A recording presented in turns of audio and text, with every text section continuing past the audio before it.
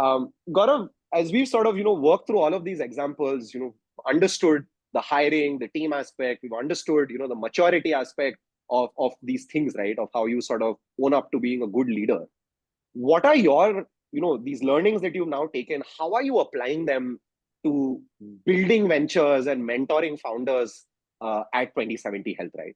For people who are startup operators, like say Tejasvi, for folks who are working in startups, building startups, or in, how do you sort of, more specifically, maybe looking at that part of our community audience, what is Sure. it that you would have to say to them, right? Because they may not have so many systems, they may not have so many structures, they may not have like 100 years of organizational culture to leverage, right? To ask somebody to do something because, hey, that's just how we do things, right? That doesn't exist at many of these places. So, what are your sort of, your guidance, your mantra for founders and for folks working in much newer, much younger organizations where the culture is being built as we speak? Sure. So, few things, one, just to improve the probability of success, right? Some of the things that I tell my founders, right? One is uh, be very, very clear about where you want to get, right? Because otherwise, what happens is that you are, again, the struggle is real in startups, right? And you are every day trying to move some metric or the other.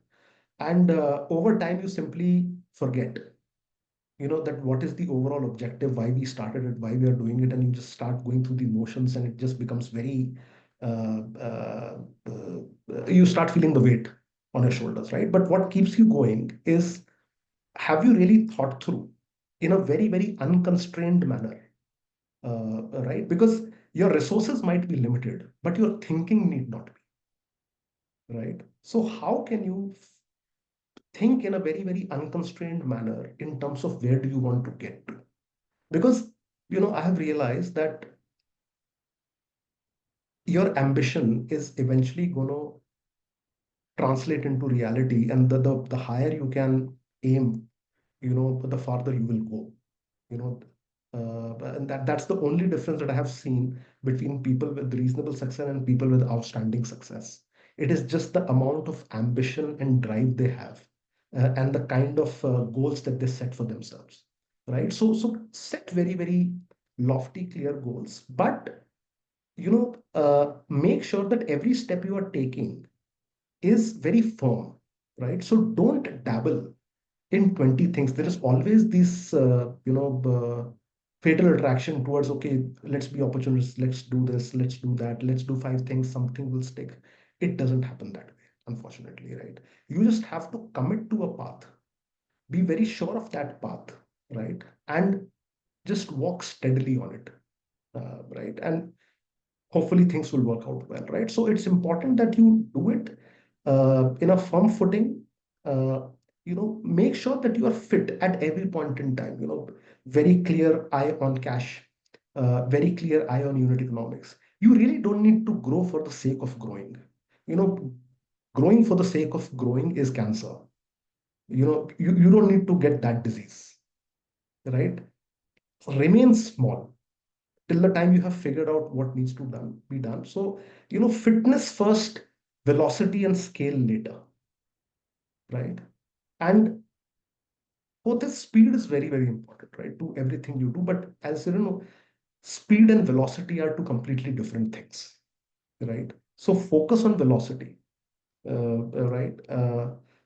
So speed is important, but directionless will kill you, right? So these are the fundamental things, and whatever we have, because see, every in early stage startups, right? Why I enjoyed so much, because nobody knows the answer. Right? So everybody is trying to figure it out, right? Nobody is an expert. How product market fit is going to be achieved for A company versus B company are totally different, right? And so it is, any VC or any studio, any incubator, none of them is a factory. You cannot produce it like a factory because they are just very, very different, right? So you're constantly figuring out. So it just these set of fundamentals, if you can focus on, largely things turn out to be okay. Right. So, yeah. Thank you so much, Gaurav. I think with that, we are at time. And we've kept you on this call for almost 90 minutes. I'm sure you have other things to do on a Saturday evening, as do the folks on the call. But this was an absolutely brilliant session. I think we had a lot of engagement. We had a bunch of different, really, really impactful concepts that you were able to share with us. And you said things in a way which was different, right? Which we've not heard, from a lot of other folks um, in this space, right? I think your views on leadership are very, very real. They come from a deep wealth of experience across doing things at different places, at different times, at different scale.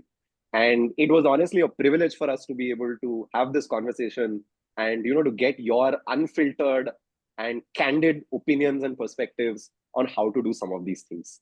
Thank you so much for taking the time and being here with us.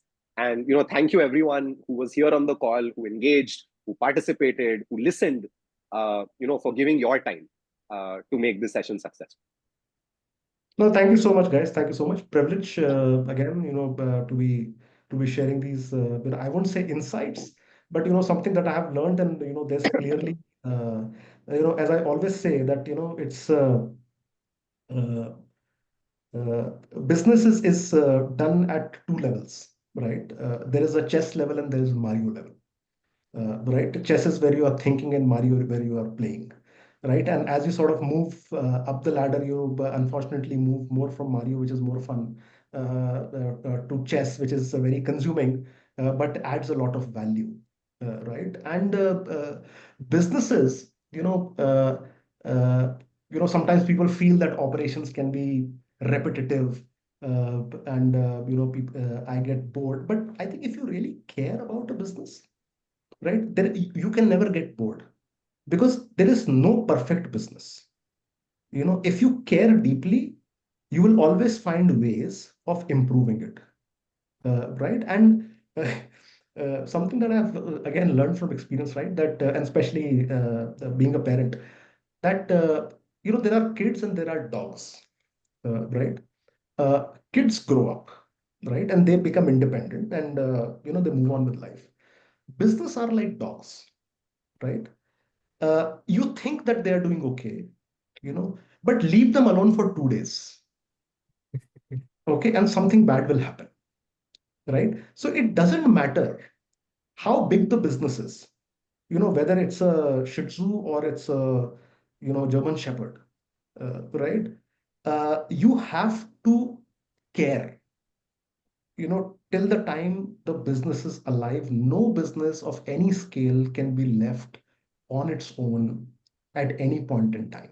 It fundamentally, as a soul, it never grows up, right? And so that's what sort of keeps the fun and the joy in operations and in whatever you choose to do, right? And I hope that I'm still in the process of finding purpose, right? A lot of my, as you would have learned, a lot of my life has been spent more about eliminating choices than making very conscious choices. I know very well what I hate doing. I still don't know what I really love, right? And I hope that each one of you is able to find that purpose, that thing that you can sort of where you can play the long game and see some phenomenal success. So good luck, and thanks again for having me here. Thanks a lot for your time.